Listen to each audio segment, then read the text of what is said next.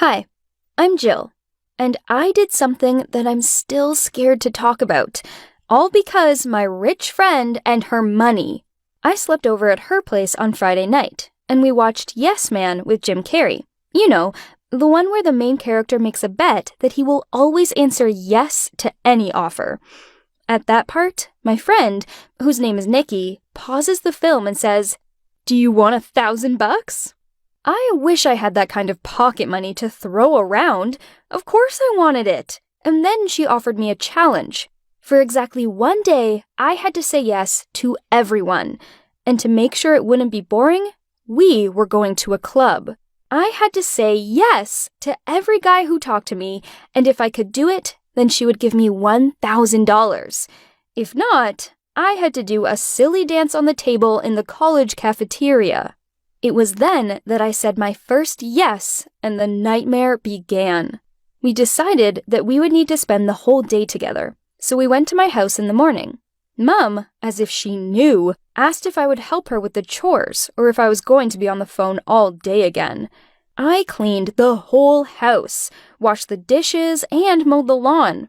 Fortunately, that's all I had to do that day. The time had finally come to get dressed.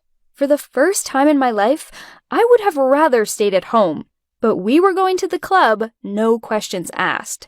We made it through the ID check, and everything was normal. Music, guys, and girls. Everything from that moment on was garbage. Usually, I would have immediately rejected 2 or 3 guys, and no one else would have come up to me. But not this time. Almost immediately, a good-looking guy offered to buy me a drink. I gladly said yes to him, but as soon as he walked away, some moron attached himself to me at the hip. He could barely stand up and had a bottle of beer in his hand.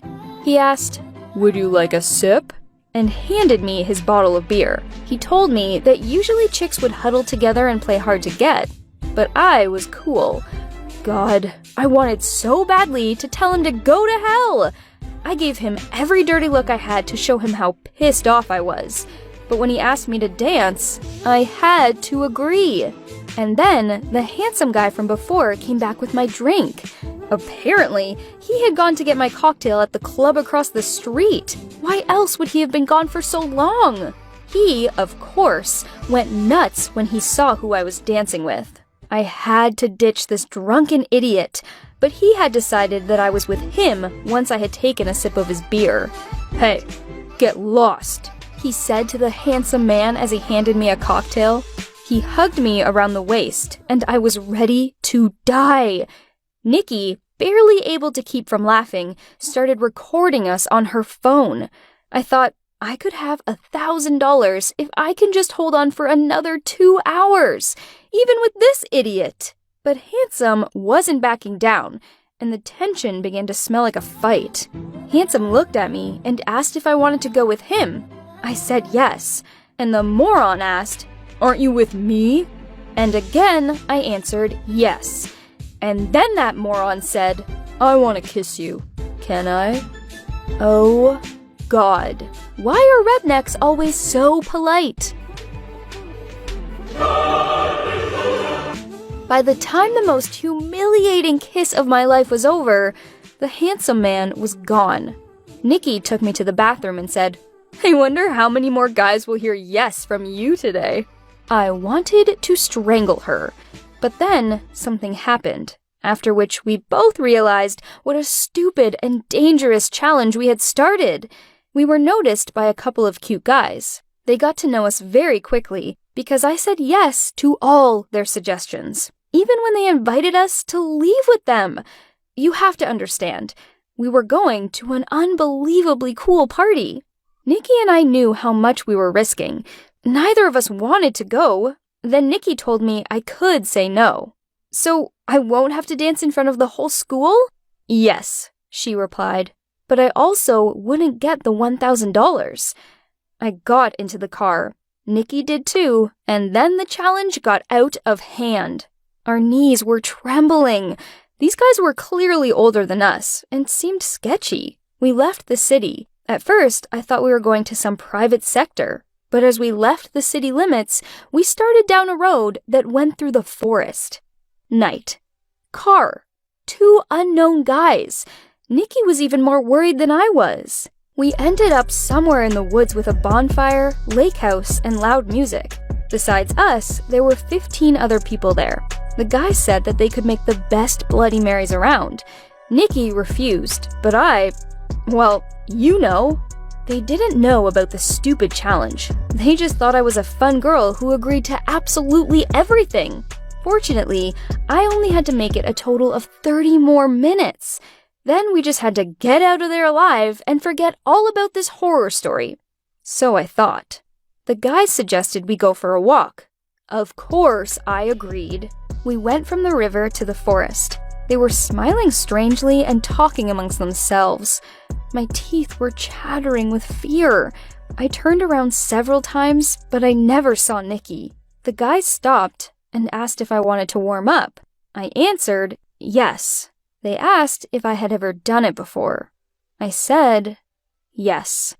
And then Nikki came out from the bushes and yelled at them, "Not today, guys," and that we would be warming up at home.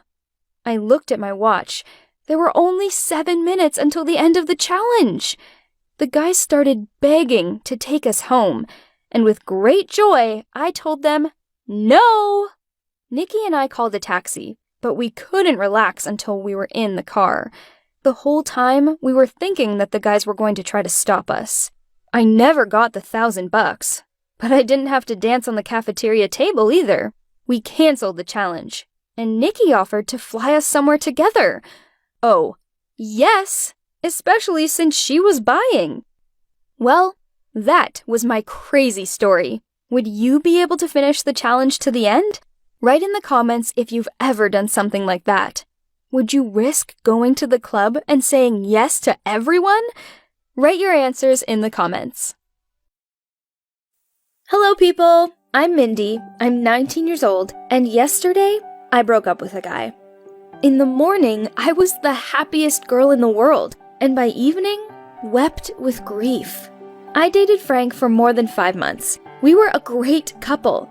At least, I thought so. We spent every day together. We went for walks, ate in cafes, and watched movies. A month ago, Frank proposed to me. We even picked out an apartment to live in, a cute one on the corner near the park. Every day, I imagined myself living there with Frank, how happy we would be. And yesterday, everything collapsed. That day, I returned home early. Sandy, my older sister, was not home. She knew that I would come home for a few hours later after class. I decided to play a trick on her and crawled under her bed to scare her. Yes, I know I'm not 6 years old. I'm 19, but it's an old game of ours and I just wanted to remember my childhood. When the front door slammed shut, I sneaked into Sandy's room and hid under her bed. The stairs creaked.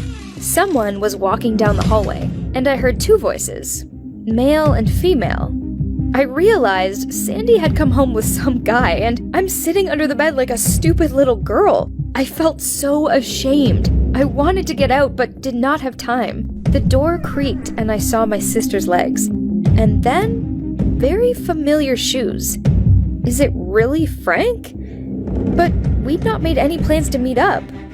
He probably just wanted to give me a pleasant surprise. What a terribly awkward situation. I decided that I would not crawl out from under the bed. I did not want to look completely stupid in Frank's eyes. My sister and Frank were standing very close, and I could not understand what they were doing. There was some rustling sounds, strange sounds, and then a kiss. No, it can't be. I definitely heard it. Sandy and Frank went to the bed. I heard the mattress creak. They sat very close. There was the sound of kissing, again and again. I distinctly heard the rustle of clothes and the sound of a zipper unfastening. This was probably Frank's windbreaker. I had given him a fashionable Nike jacket for his birthday. I put my hand over my mouth to keep from screaming with rage. Frank, honey, I missed you so much. Sorry. I know that we don't get to spend much time together, but you understand. I don't want to wait anymore.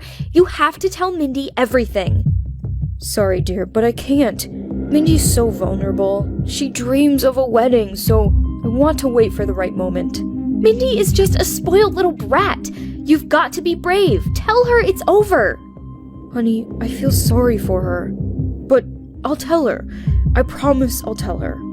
Come here, gorgeous. And again, the sounds of kisses. I felt my heart breaking apart. Only at that moment did I understand why poets love this image so much.